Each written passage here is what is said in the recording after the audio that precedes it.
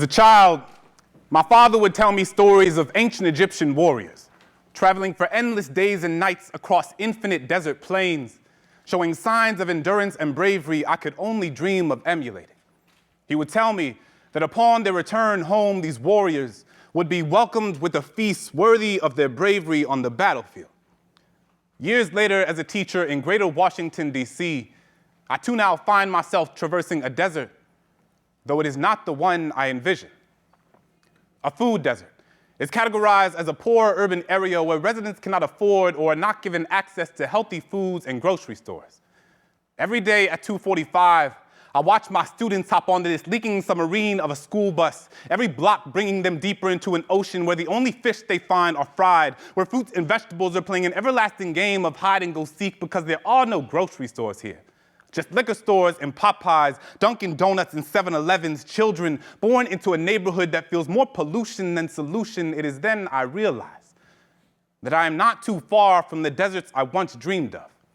See, whether Anacostia or the Sahara, it doesn't make much difference because of these grocery stores. Southeast D.C. is no different than the Serengeti. To them, brown-skinned little boys like my students are nothing more than walking cacti, just a piece of scenery this world has taught everyone to stay away from.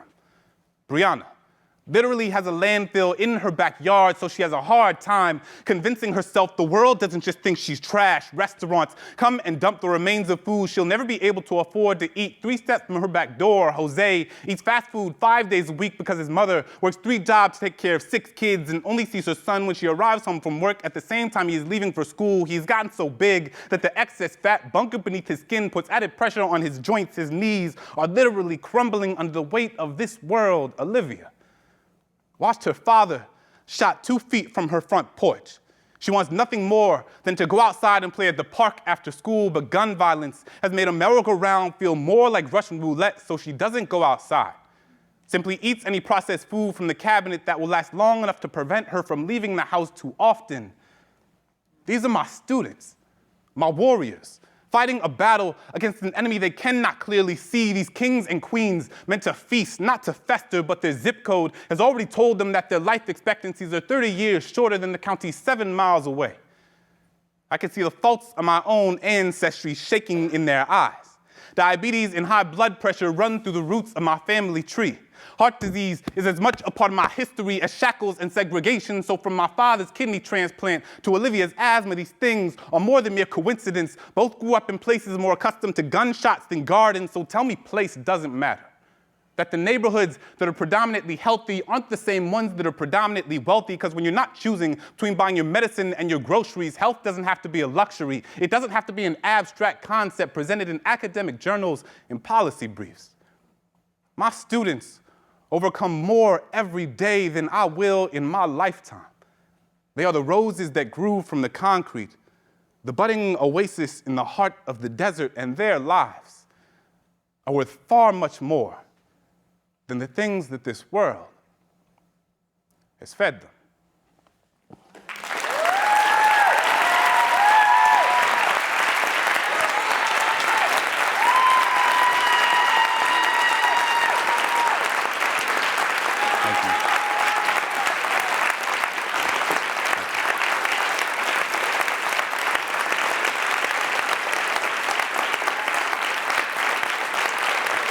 Thank you.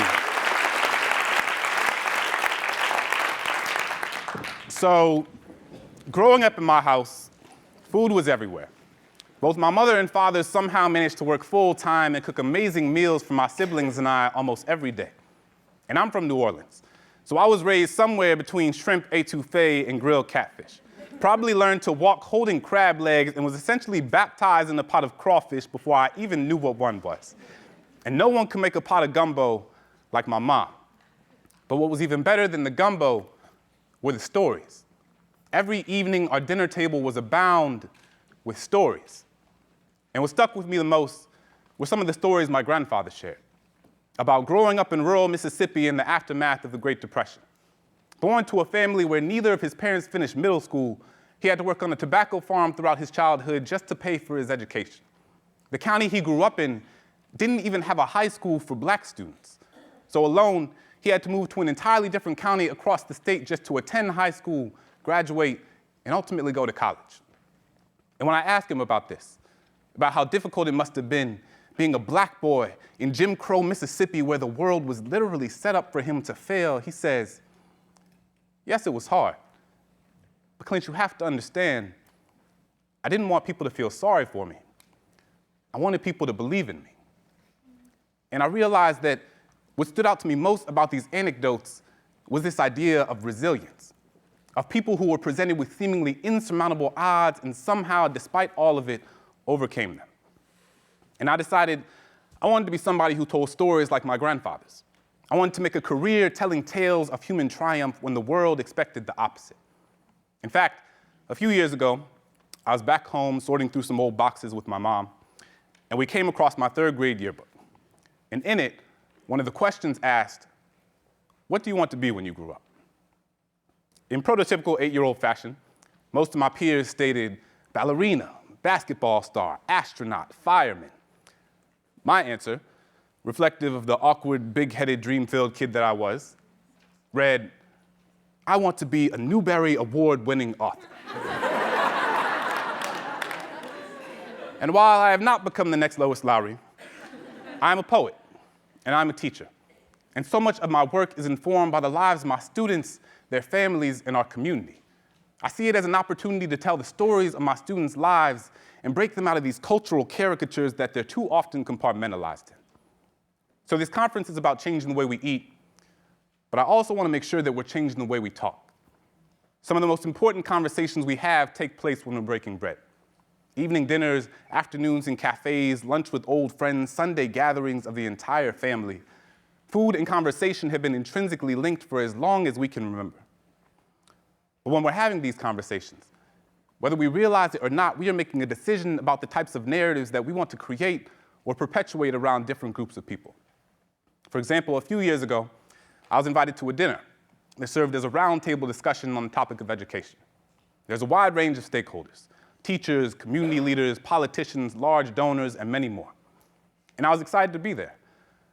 But as we went around the table, I became disheartened at the tone of the conversation when it came to talking about our kids, about how terribly they behaved, about how angry they were, about how dangerous they were, how none of the parents cared, how things felt hopeless. Now, I'll be the first to admit that the life of a teacher is by no means easy or luxurious. But I do take issue with this idea that we would propagate these one-dimensional narratives around our kids. Now, do I think the conversation was meant to be intentionally malicious? No, not at all. But I don't know if they realized that in talking about our kids the way they did, they were perpetuating the idea that our students should be defined by their worst and not by their best. And this permeates to city councils, state legislatures, and Congress. So it's no coincidence that we have policies in place that are directly threatening the well-being of our students' lives if we continue to talk about them in ways that make them less than human. But I hold myself accountable in this as well, because I didn't speak up. I became complicit in allowing a false narrative to fester all around me. And I decided I couldn't do that anymore. I decided I would use my poetry as a means to tell the whole truth about my kids and who they really are. There are real and difficult things that happen in our schools every day. And our kids come from real and difficult circumstances, much like I described in the poem. But it's not a matter of ignoring that which is hard, but of celebrating the beauty that still exists despite the circumstances. I imagine when my grandfather's teachers were asked about him as a child, they could have said that he was a black boy in 1940s Mississippi with uneducated parents and he didn't stand a chance. Or they could have really looked at him, and they could have talked about who he was, what he was capable of, and the amazing ways that despite his circumstances, that still shone through every day. See, his story isn't so different from my kids. Because when the world thinks about my students, too often they see caricatures of pity, metaphors of misery that can do nothing for themselves. But every day I see resilience. I see boys and girls turn into young men and women right in front of my face. I see students who walk to school on street corners where policemen can make them feel more terror than talent, but they still show up for tutoring at 6:30 in the morning. So often we focus so much on the quicksand that we fail to see what has refused to drown. So when you think about my kids, Don't just think about what holds them down. Think about how they overcome it every day. Think of Janiyah, who turns my classroom into a coliseum. Every word she speaks coded in creativity. Her poetry would have brought Homer to his feet. Think of Anna, who became an honor roll student when the world wanted to free and reduce lunch define her. She is more than a form. She is more than a number. Think of Chris, who has been working every day since he was 13. That money helps his mother keep the lights on so that their world isn't covered in darkness. My students have turned my classroom into a symphony of second chances. Every day we write to right the wrongs that have been done to communities that never had a choice. We read to learn how to tell our own stories because no one can define who we are if we are the ones holding the dictionary. So don't tell me my kids aren't brilliant. Don't tell me that they aren't walking miracle. My students have taught me how to relearn every part of me. I carry their stories like a back pocket full of prayer, and I leave my classroom a better person every day. So when we speak of them, let us speak of humanity. Let us speak of perseverance. Let us speak of how funny they are.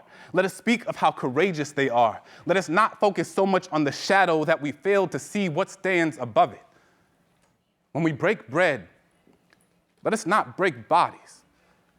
Let us celebrate the best of our kids the same way we would want anyone to celebrate the best of us.